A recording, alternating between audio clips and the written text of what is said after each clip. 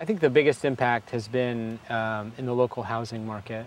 You know, the housing crisis is a national phenomenon, and it's largely caused by factors that are much bigger than Prince William County politics. You know, that said, Prince William County, has the highest foreclosure rate in the region.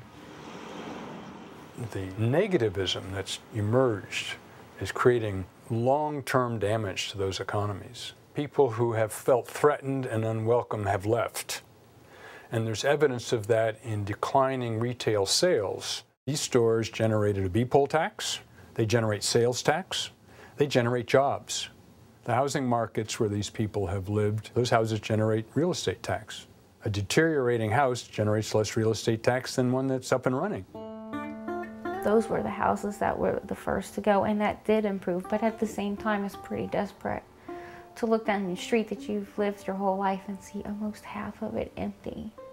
When you drive by and you see grass up to their hips, every time you see that, your house is going down in value. There are foreclosures everywhere. A friend of mine who's a real estate agent said he hasn't shown a house to anyone except an investor looking for foreclosures in the last month. You know, businesses are failing, but to me it's more of a human thing. My grandson has lost all of his friends. I mean, literally everyone in the neighborhood that he used to play with, except for one child, has left. Mailbox Junction, may I help you? I'm 2/3 off. I should have had 50 customers today, and I had 15 or 18 customers all day.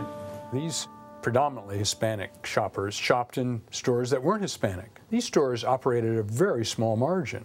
If you lose 10% of your sales, that may be the difference between success and failure.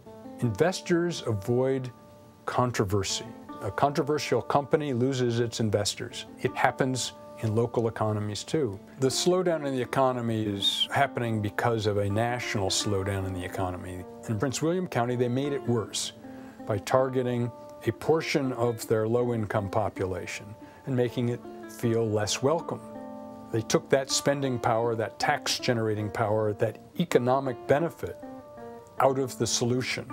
There's going to be fewer workers, less spending, fewer resources, less investment behind the recovery.